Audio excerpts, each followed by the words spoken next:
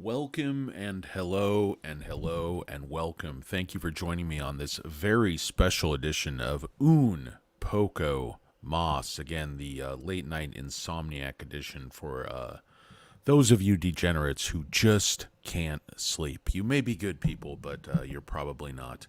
Thank you for joining me. It's Danny Deals. It's Un Poco Mas. I don't know if any of my regular customers or moderators might be here. I think I scheduled the stream for 11:45 tomorrow by accident, but then I just hit the start button, so probably no one knows the stream is occurring, and I have 0 people viewing this stream right now, so that's exciting. It's electric. You could cut the electricity in here with a butter knife. In any case, guys, we want to talk SoFi Technologies Incorporated. Perhaps someone will actually watch the broadcast tomorrow on the return. But another just absolute snoozer of a day for SoFi. Basically been moving sideways for the last 3-4 days now. The good news is I really think the stock can recover the 793 level, and if it does that, it's really been trying to punch through sort of some two different sets of resistance, one longer term, one a little bit closer to the midterm. And I personally think this is going to be the last day I'm going to buy shares. Before the ER comes out, I want to see how things shake out. Obviously, a lot of data coming out at 8:30 a.m. or 5:30 my time tomorrow morning. We have PCE, PCI, retail sales, all kinds of fun stuff. So definitely, if bears, analysts, you notice who's been eerily silent. The bologna sandwich, the chia pet, some of these really mega bears have been keeping their powder very, very dry, and that's been somewhat unusual when you consider often they'll re-rate the stock every few weeks at times, even every few days seemingly. But if you have a giant forehead and nothing better to do, bashing SoFi seems like a pretty good idea. Anyway, guys, I'm going to make this a super quick video because I do actually have to get some sleep tonight. I can't just run on cheeseburgers and coffee. It's not a healthy lifestyle, and stocks. But why am I so optimistic? Stock didn't sell the news, didn't sell off. 793 level has been critical for me. I know I think it was Savage of Wall Street, but I can't remember. I think he had like 790, 789 something. But anybody who's looking at this, can see this is an important area. But rejected here. This is end of July, beginning of August. Rejected here, middle of July. Rejected back here a couple times in April. Rejected back here in March.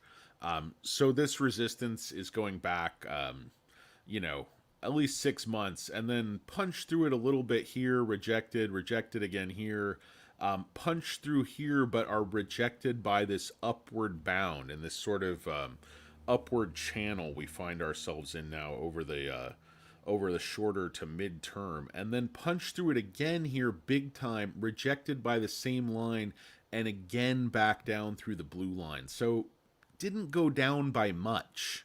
Reaching back for the blue line all 3 days, only 2 days under, consolidating green day. I think this thing now punches through both these lines. I think that's the next move up.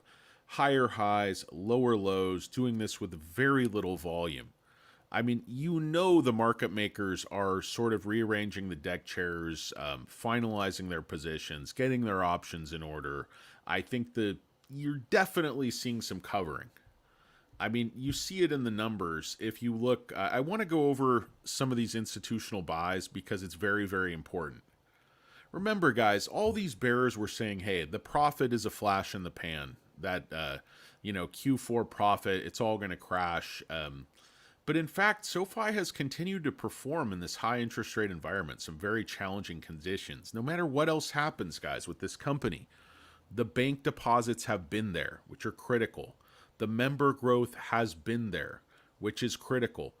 Galileo growth, kicking and screaming, but it's there. The transition is there. And Noto, said something very, very telling last time when his confidence level was sort of through the roof when he was talking to the media. He said, for the analysts and people in the media and institutional investors that have actually done the hard work, actually done their homework, they will see the magnitude of the transition we've accomplished at SoFi and what we're building here and what the value is. And Noto said the market is not paying us for any of the results we're achieving already. So why are we going to take on more risk? It doesn't make any sense to take on more risk when you're not being rewarded by the market for your results. Sort of being irrationally shorted, irrationally poo-pooed, if you will. Guys, welcome and hello and welcome. It is, of course, Un, Poco, Moss, and you find yourself in the less than enviable position of catching the Midnight Insomniac edition of Un Poco Moss, but we would like to say hello and welcome, good evening, greetings, salutations. Thank you for joining me. Really appreciate it. It is your buddy DJ Patchy Drizzle. We don't get the party started, but we can sure get it finished and send John home at a reasonable hour. It's DJ Patchy Drizzle. No, guys, welcome and hello and welcome. Of course, we are talking SoFi, but I just want to make the point that basically the shorts, while not, I mean, these are not extremely low ratios, 29, 34, 29, 30, 37, 31, but it was back in the 20s before that, 24, 26. So usually you see this ratio in SoFi, it's low like at 50, it goes up to 60, it's been at 70. So while the short's not going away, it's not digging deeper. And they were not doing a sell the news event on that rate cut. I don't think anybody could even try to convince anyone with a straight face that this rate cut is bad for SoFi. I mean, I think the Chia Pet could do it. They could interview him. You know, he's gaunt and authoritative, sort of a poor man's Abraham Lincoln kind of look.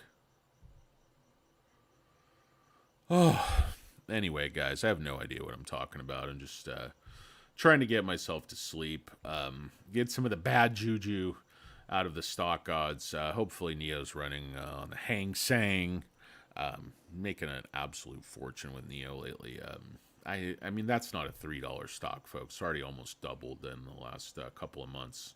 But I don't blame anybody who doesn't want to buy Chinese stocks. Very problematic and risky for a multitude of factors, geopolitical, regulatory, and otherwise that I do not have the time or inclination to explain to you broke piker simpletons at this ungodly hour. But still, I will say with all due respect, welcome, hello, thank you for joining me.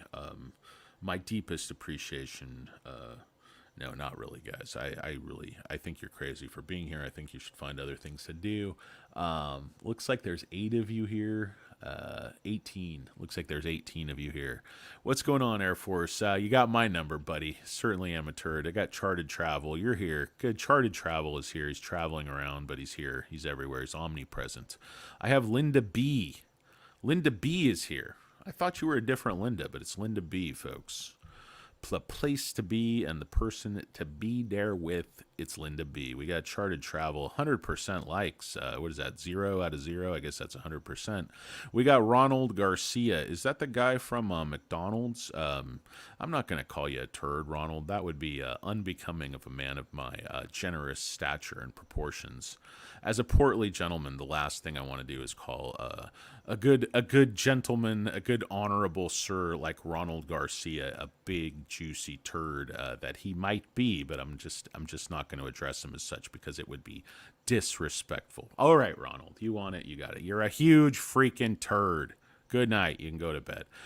We got the Cum Rocket, the original Cum Rocket's here. I assume he's probably in many of your bedrooms at this point. Probably got the wife sleeping soundly, and you are doing a dry jerk with your tears as you watch your portfolio of growth stocks dissipate along with your dreams and hopes.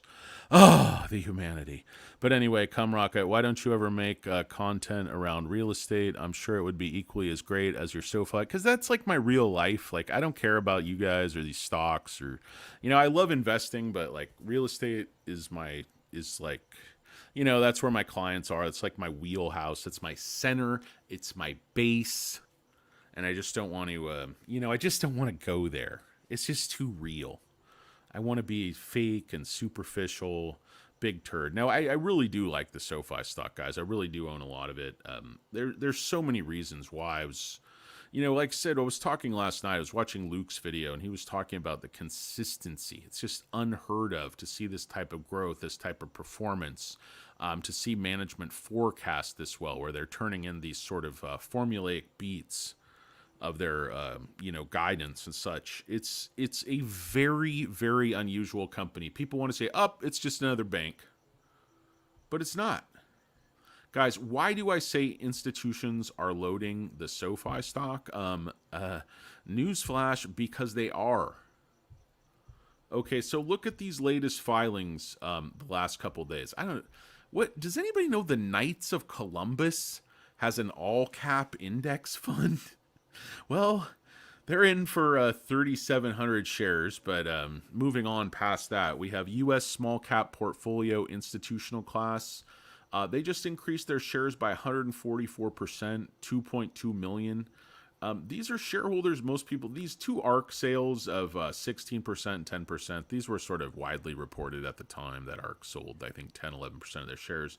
Still have quite a large position, though. You have the DFOEX, Core Equity 1 portfolio, small cap portfolio. These are brand new positions, 1 million and 2 million shares, another 8,000 shares. This company is short Resax. Got a big sack. Ugh, big nut sack. Short this turd. Anyway, Resax is short for a big 20,000 shares. Oh, big spender. Sell that position. Might be able to get yourself a fucking Hyundai. Put your big boy pants on. Short the stock if you're going to short it. 20,000 shares. Not even worth a filing. Not even worth paying the attorney. You weak-kneed turds over at Resax. I got less than no respect for you. And I'll tell you, Ronald Garcia doesn't respect you either. He told me. And turds are always honest. So you can trust them. In any case, guys, so you got DFE Investments, another new position, 45,000 shares. You got BBMC, JP Morgan Beta Builders. That's a mid-cap ETF. So they increased their share count by 22% to 500,000 shares. So that's JP Morgan, just a different position for them. I don't know, some kind of subsidiary investment house, some bullshit, some incubator, some trust fund for some executive vice president's drug-addicted, no good son to play around with so he can put on a suit and come into the office. Probably got out of Seasons in Malibu. It's not just a rehab. Like, they have pools and private chefs and massage. I have long hair, like shoulder length.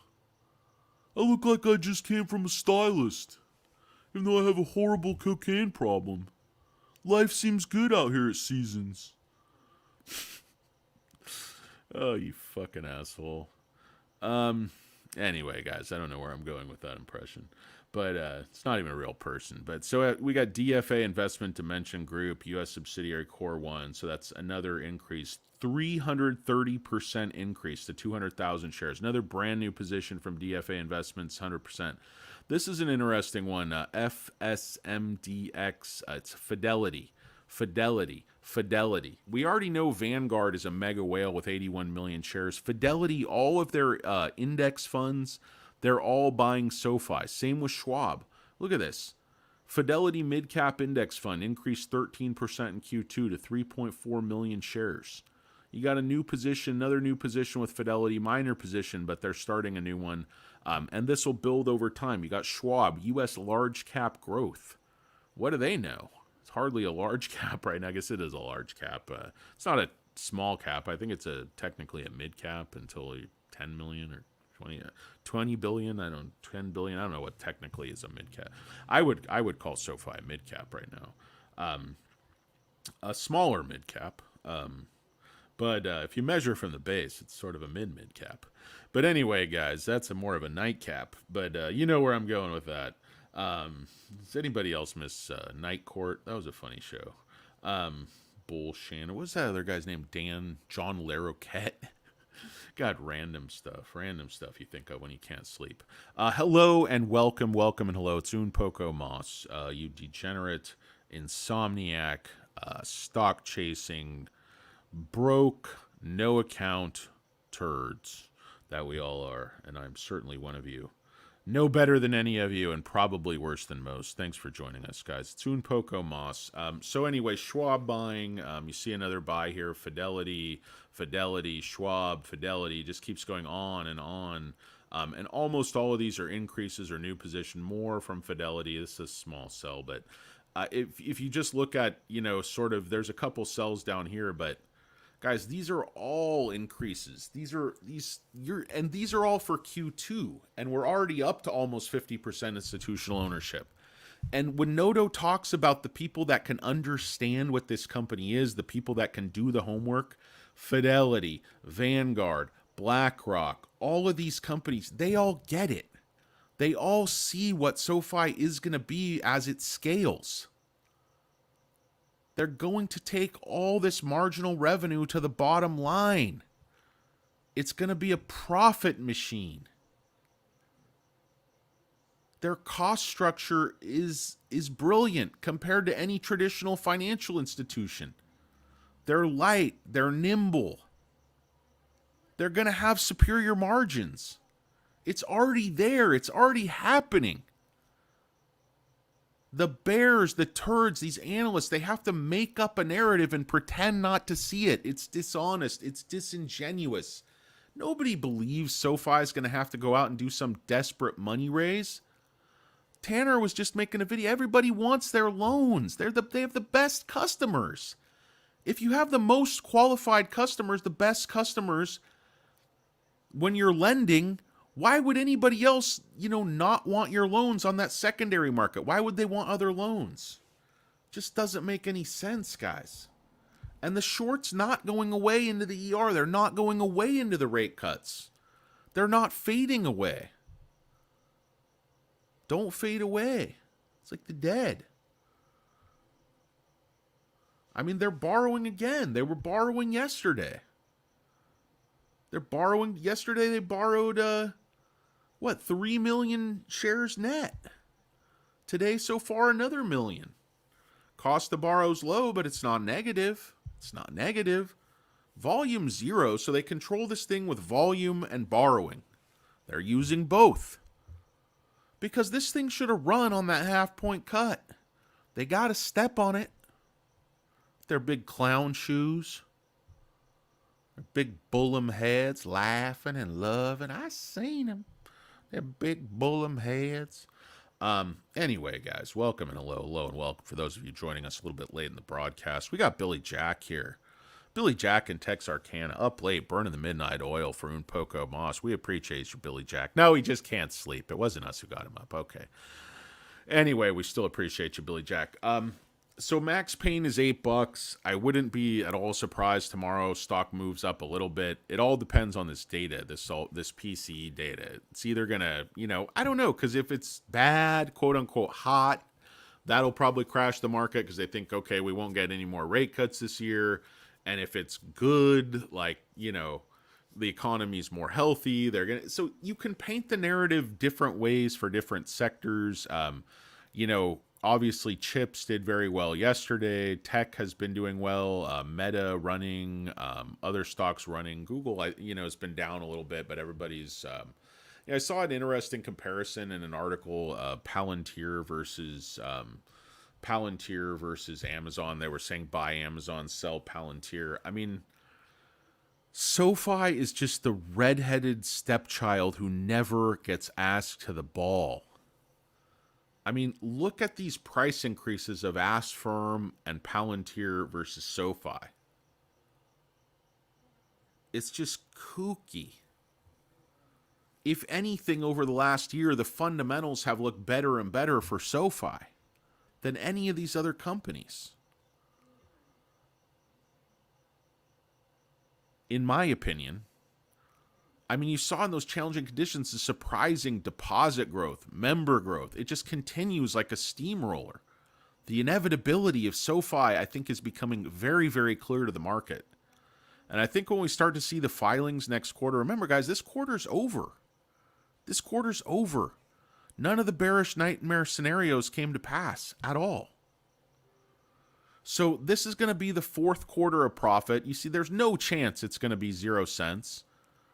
So going 4 quarters, trailing quarters of profitability makes you essentially eligible for the S&P 500. I'm not saying they're going to get it. I know Palantir just got it. Palantir's more profitable. So SoFi probably has a ways to go, but that's going to be a big catalyst. It certainly was for Palantir. And I think, again, the inevitability, the steamroller, the snowball coming downhill. SoFi is going to continue to grow. Members, deposits, lending, cross-selling. They're going to reduce customer acquisition costs. They're going to be gaining extremely high-quality customers because essentially everybody else has left the field as far as the high end of the student loan refi game. SoFi is going to own those customers, very valuable customers. Get those customers on the wheel. We're not even talking about small and medium enterprise and business banking.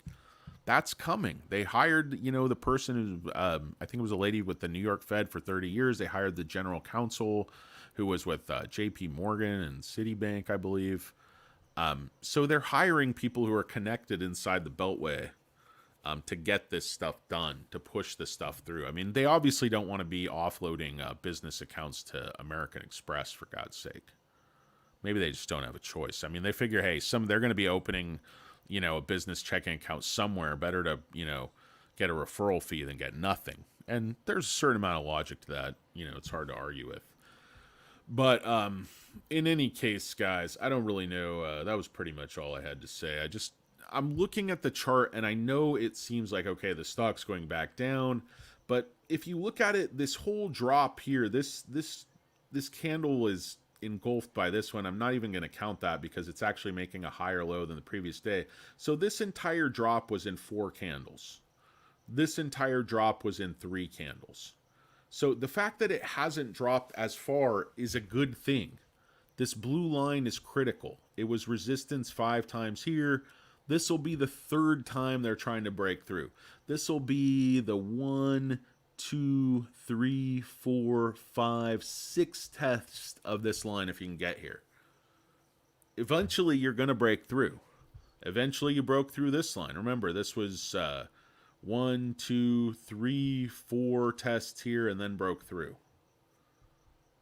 Stopped at this blue line. So really need to recover, that, in my opinion, that 793 area or wherever you want to draw that line. I think that could easily happen tomorrow because Max Payne is at 8.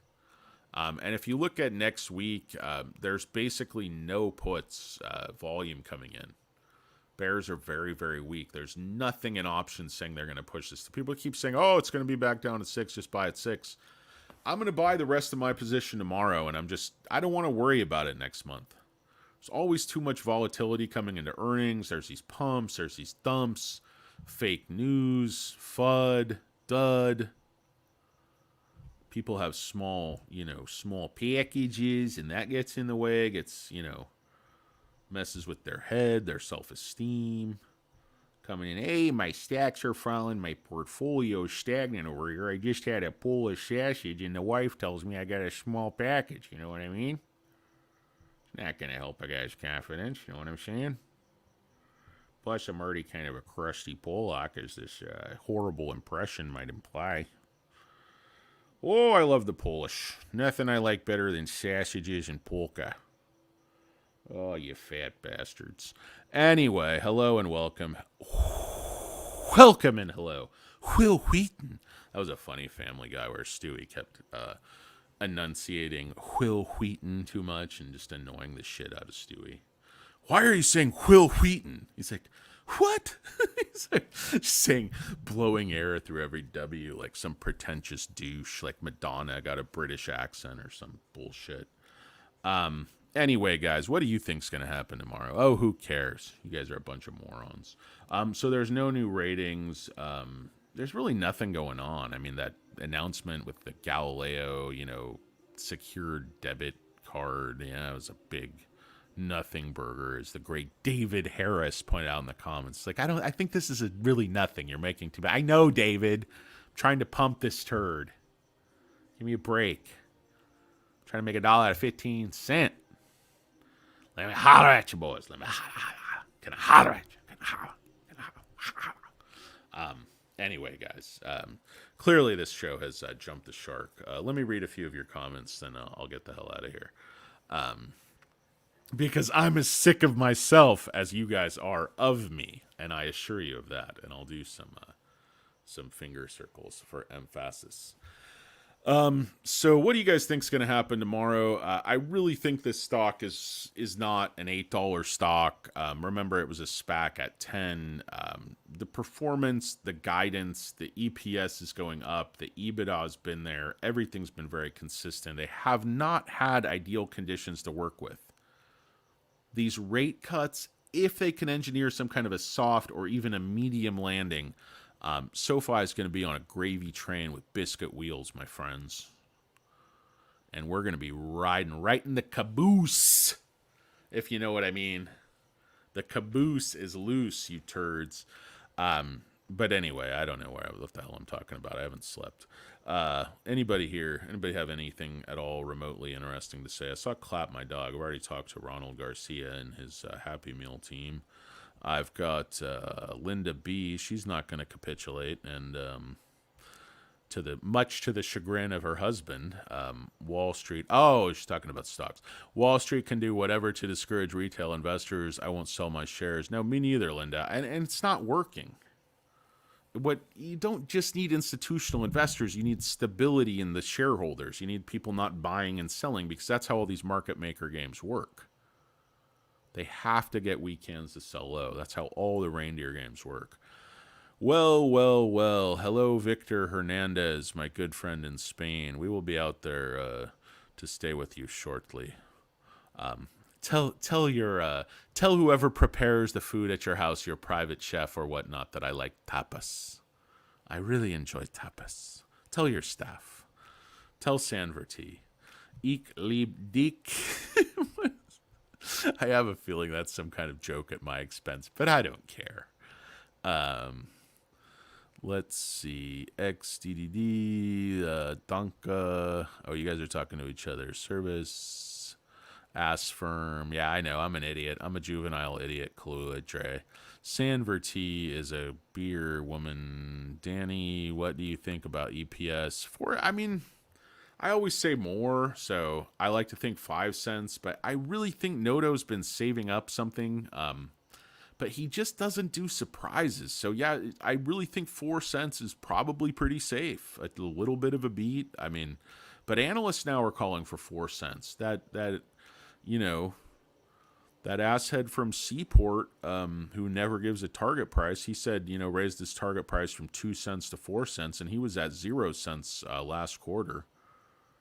So he's got shit for brains, but no, I'm sure he's a good guy, good family man. I don't want to say anything bad about anybody. This is a new positive, Danny. Welcome and hello, by the way. Hello and welcome. Thanks for joining us, Poco Mas, the show where we give you just a little bit more. In case you couldn't tell, which I'm sure you couldn't. Danny, when's another Neo video? Victor, I have a much larger Neo position now. When it was down in the threes, I really went, balls deep into Neo, and I made a ton of money on some of my options. I was up an absurd amount. I didn't want to get into some of these calls because, I know a lot of you guys will freak out. You say, only sell options. I make a lot of money sometimes buying calls. I make money selling calls. I take my finger, I see which way the wind is blowing, and I do what I think based on the direction I think the stock is going to move. I'm not one of these people who's just like, I'm going to cover all sides and play it safe and, do all these multi-leg trades all the time. Like, I like to gamble because I'm an idiot. But, yeah, tapas, you know it. And it might surprise you being a big fat idiot that I like small plates, but I do. I just like a lot of them. Yeah, 5 cents would be crazy, but I don't, it's really not that much money. If demand was really going and, the cost cuts from the end of last year came in and, tech had a larger contribution. Financial services continued to grow. The loans performed well. They sold off loans at strong gain of sale. There's a lot of games they can play with accounting to pump up the earnings by a penny. It's only 10 million bucks. So, Noto can play little reindeer games as well as anybody. But, yeah. So anyway, guys, Higinio Morales, our resident genius, is here. What's going on, Higinio? Probably mispronouncing your name. Genio. I have a cousin. Are you a Hassa, Frank? Don't make me do much.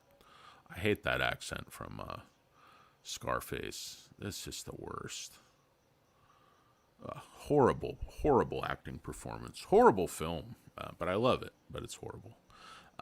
Anyway, guys, I don't know. Nobody's watching this show. It's terrible. But what's SoFi going to do tomorrow? I don't know. It looks like volume's going to be low. It's been low all week. The algo's been working hard, but they're not able to push it down. I mean, this is fine with a month to the ER. I mean, I really think the stock's going to go to $10.13. It's not only the 4 quarters of profitability. It's that with each passing ER, SoFi management gains more and more credibility, and the bears have less and less to say. Do you notice the chorus of bear arguments have completely faded away, and now all you hear is, oh, it's a dead stock. Great company, doing very well, performing, growing, but the stock is dead. It'll be dead for 2 years now. Why? That doesn't make any sense. EPS is exploding now. This quarter, next quarter. Look at the projections for 2026. Why would it be dead until then? Company that could be making 80 cents or $1 EPS, you think they're going to be sitting here at $8? Because that'll imply they're growing like 30%. They're going to be growing bonkers. People think saying SoFi is going to grow at 15. They just have their heads up their asses. This company's not going to grow at 15%. No way. 25% minimum. I think 2025, you could see grow 35%, 40%. You could see crazy demand for SoFi. They have a lot of those members, that are in Relay that people made fun of, or the product that used to be called Relay. Those customers could actually buy. SoFi has intel on them out their ass, a dossier. Like Kobayashi, the lawyer from The Usual Suspects. There was a lawyer, Kobayashi. He's like, I'm going to get what I want from you, Verbal, because I'm stronger than you. You're weak. They used you. It's like, are you Chaz Palminteri? He's like, you goddamn right I am. Calogero. I was in a Bronx Tale. It's like, I thought so. It's like, anyway, guys, this broadcast is clearly terrible. And, okay, so futures are down like 70 points, but we just have to wait and see what the data says. I think the data is going to come in pretty much in line with expectations, so the media can kind of play it however they want. But markets near all-time highs, things could start selling off, things could push up more with some catalysts. You just don't know. I think definitely, in my opinion, SoFi remains tremendously undervalued versus its peers, versus the growth, versus the business model, versus where I see this thing going. Most importantly, the business model combined with management. You have to have the right model, and then you have to execute. You have to grow. You have to be dynamic. You have to be nimble. You have to respond. You have to hedge. Noto does all these things, I think, better than anybody. I mean, it's nice to see David and, David Furr, or however you say that, David Furry, from, the product guy, the chief product guy at Galileo. That guy's been front and center. He seems like a very smart guy. He was at Google Cloud for the last 6 years. Derek White's been all over the map, running shit as only he can. I think Galileo's going to explode. It's not a matter of if, it's a matter of when. SoFi tests our patience, guys, but we have to continue to be patient. It doesn't make any sense for us to dump here under $8, in my opinion. I think, I've said this many times, as is every stupid talking head online, every YouTuber has said, this will be your last chance. Watch this before tomorrow, or you're all going to die. What happens if I don't watch it before tomorrow? You hack. Nothing. There's one guy who goes back and forth between like a life or death emergency every time. The guy who talks like this is like Joe Friday. Kind of reminds me of a young Dan Aykroyd. Every day with the headline, panic, panic, panic. Anyway, guys, I got to get the hell out of here. It's late. You need your beauty rest. I've seen you guys. Trust me, you need it. You're ugly as hell. You guys have a great night, and I'll talk to you later. It's a Sofi Stock. It's Danny Deals. It's Princess J. It's, it's a beautiful sight, guys. It's a beautiful sight. Peace. We're out.